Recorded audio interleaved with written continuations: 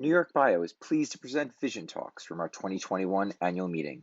Here is Taking Big Swings Starts with Radical Empathy by Tanisha Carino, sponsored by KPMG and introduced by Alistair Milton. Okay, we'll get started. Thanks to NewYorkBIO for inviting KPMG to be one of the sponsors of this amazing event. A little bit on my background. My name is Alistair Milton. I'm a managing director in KPMG's Healthcare and Life Sciences Strategy team based in Boston. As you can tell from the accent, definitely not Boston-based. Was born in Scotland. I'm a scientist of training. So I did my Ph.D. in cancer biology, turned to the dark side of consulting a number of years ago. And I spend a lot of time in precision medicine. So that's all oncology work. But a real kind of passion area for me is in cell and gene therapy and rare disease. And that's everything from commercial due diligence work for private investors who are interested in acquiring the manufacturers of the raw material supplies for cell and gene, through to doing strategy work for some of the biggest biopharma companies. And I wanted to share a story with you that I think is relevant for what Tanisha is going to talk about. And a couple of years ago, we did a project for a biopharma company where they were developing a gene therapy for an ultra-rare disease. Now, the R&D team was really excited about this asset.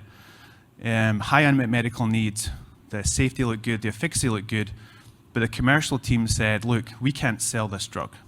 The patient population is too small, and we would have to charge about $5 or $6 million for this therapy. So they put it on the shelf. It was deprioritized. And what does that mean? What does it mean for patients? It means that those kids, this is an ultra-rare disease, they'll never see that therapy. And that really struck home with me, is that we still distill patients down to dollars and cents, okay? Now that's how I met Tanisha.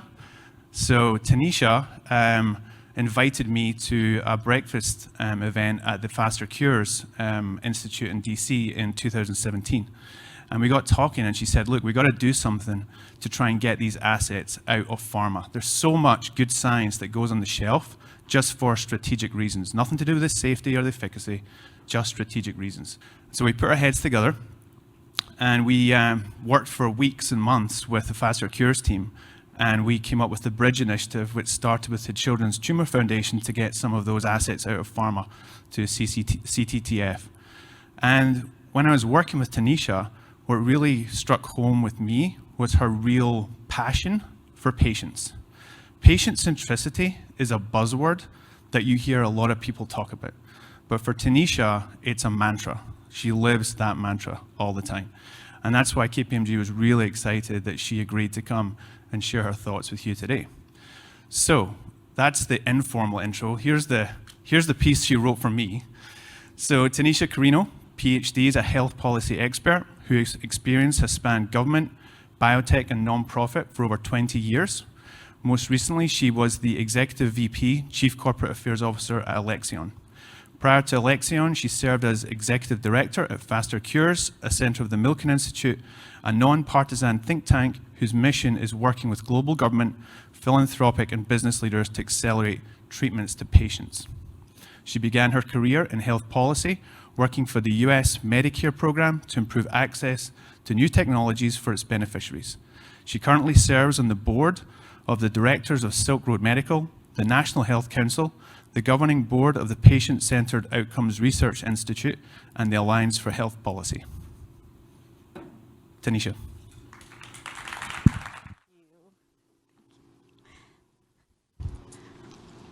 Okay. Thank you, Alistair, for that kind introduction. As you can see, I wrote a very dry introduction of myself that Alistair very sweetly was like, this doesn't convey your personality at all. And I want to thank NewYorkBIO for having me here. I know that as many of you, this is probably the first time you've been in a meeting in a very long time. And in fact, it is the first time that I've been on stage since JP Morgan of 2020 with my dear friend Jen, who's over here as well. So let's begin. So this is more of a personal journey discussion than anything else. So as many of you may hear, I have a little bit of a Southern accent, and I'll give you a little bit of context for all that happened that I sound very Southern. So I'm an outlier, and I'm sure all of you all, at some point or another, have felt like an outlier in your life. I grew up in Auburn, Alabama, and at that time, I was one of a handful of Asian students in my high school. But I was definitely the only one whose father had served time in jail as a political dissident against the Marcos government. My father was a freedom fighter. He thought that the Marcos government had a corrupt system, and he felt it was important for himself to speak out, and therefore he ended up in jail. But ultimately, he and my mother had 2 children, me and my brother, and they wanted a better life. So they moved to the United States. And it's an understatement to say that where we lived, we stood out. Growing up, I wanted anything to do, I didn't want to be different. I wanted to conform like every other child. We wanted to be average. I wanted to place my not black, not white, but brown body into what I think of as the Southern bell curve. And so with that, my friends and I, on an annual basis, we would watch Gone with the Wind. Their mothers taught me how to write a very well-structured thank you letter. And let me get my clicker. I found myself competing in local beauty pageants. This is me, junior miss, my senior year. I will honestly say that competing in beauty pageants was an ends to the means, which was paying for college. So here I am. I won first runner-up. I got money for books for 4 years, and I waved one last time my pageant wave. Ultimately, when I look back at this picture, I think to myself, how did that even happen? It was an ultimate expression for me of the desperate need I had to fit into that Southern bell curve. Ultimately, my life took me to Emory University, which was an amazing place. It was in Atlanta, Georgia, but all of my roommates were from New York, Long Island, California, all over the world. For the first time, I understood that the world may not look the way it did growing up in the South. They introduced a whole different way of thinking about the possibilities of career, what life could look like.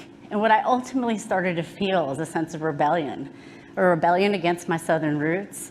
Despite the fact that my family and friends were in the South, I began to feel like maybe I would never really belong here. So with that, I packed my bags, I moved north, and ultimately took my love of college football. But whenever I run into fellow Southerners up here in the north, we always agree that we all feel like refugees in our own country. My path eventually took me to Johns Hopkins University. And for those of you that have been at Hopkins or any of these stellar institutions, being taught by some of the foremost leaders of public health, for me, was like listening to music for the first time. I delved into what it meant to be a researcher. I understood what it meant to collect representative data, to take that data and distill it into insights. Insights, by the way, that were average, the average experience. But having been that brown dot in a black and white scatter plot in the South, I knew that I could never forget what it meant to be the outlier. So for me, being an outlier has always meant I was attracted to all other outliers, people that just didn't quite fit in, didn't quite fit into the room they were in. Those outside voices that we all know in that room full of insiders. So that for me took me, actually when I was still in undergrad working at Aid Atlanta. Aid Atlanta was one of the largest, if not the largest, direct service provider for people with HIV and AIDS. I was a caseworker, which meant that when new patients would come in, I would listen to their problems, what they were dealing with in their lives. And with that, you have so much humility for the struggle that these patients were going through. So many of them faced food insecurity. They didn't have a physician who would see them at that time, and they couldn't afford their housing, much less any kind of medications. But what really struck me many years later were my patients and people who looked just like them, people who were outliers, had fought and won, and in Congress were able to have Congress pass the Ryan White Care Act. These patients in this community, they took a big swing. And they took a big swing that meant that not only were they changing their own lives, but they're changing the lives of people who would follow them. So for me, and for so many of you in the room, we've spent our lives dedicated to biomedical innovation. We think of ourselves as living a hero's journey, that journey of discovery, the journey of failure, persistence, and then hopefully being able to actually deliver therapies that transform lives. So how is it then that despite all that's happened, even in the last year, this amazing panel we just heard from, we're still distrusted, our motivations are questioned, people don't know whether or not the industry is really the industry that will help them in the future. So for me, that's so frustrating. You know, a lot of people I interact with are from the biopharma industry, but the people who aren't oftentimes don't understand why we commit the time we do to this industry. So for me, I really think there are two solutions to bridging that gap, and they are really how we listen to outliers and how we ourselves harness empathy. So how are we doing in terms of empathy as a society? The answer, as many of you all, is not so well. In 2010, the University of Michigan did a study of empathy, and what they found was their cohorts in 2010 had 40% less empathy than the cohorts they had studied in 1979. And in fact, empathy is deteriorating rapidly, and that deterioration is only accelerating. I know I'm preaching to the choir when I give you these statistics. All of us, for me at least, this issue keeps me up at night. And the polarization we see every day in our communities is the distance between science saving lives and people actually receiving the vaccine. So for me, what does this mean? We have all spent our lives in this industry and treating people, believing that we're improving health. But at the end of the day, when I think back in my career and I think back at those early days of listening to health leaders all across the sector, they used to talk about their customers. And it took me 2 meetings to realize oftentimes that doesn't actually mean patients. And I know we've moved so far, and it's like the work of Jen and the Savvy Cooperative and so many of you all. Patient centricity isn't just a buzzword anymore. But right now, what we have to harness is a very different world of empathy. So with that, you know, I was Googling one night and I came across this website for refugees like myself from the South called The Bitter Southerner. And in it, there was a t-shirt that said, "Practice radical empathy." I loved it. I was like, what is this thing, radical empathy? So radical empathy is the notion that we have to go beyond being able to walk in someone else's shoes, but actually take action that helps not just that person, but helps build a society that improves a system. And she breaks it down into these 6 very grounded steps. A, be willing to be vulnerable. Be comfortable with who you are and grounded in who you are. Open yourself up to the experiences of others, practice empathy, take action, create change, and build trust. So what does this mean for us as we are really on the precipice of governments passing policies that could radically change the future of the industry? How do we meet this moment with vulnerability, with openness, and a realistic sense of what our role is in actually improving health? For one thing, what can we do differently as it relates to our clinical trials? Can we move beyond academic medicine, be able to offer our clinical trials and our research to small town physicians and patients all over the United States? What does it mean for us when the government is establishing a new focus on innovation in the creation of ARPA-H? Can we be honest that there are some places in medicine, in health, where either the scientific uncertainty or the economic model makes it impossible for this industry to invest?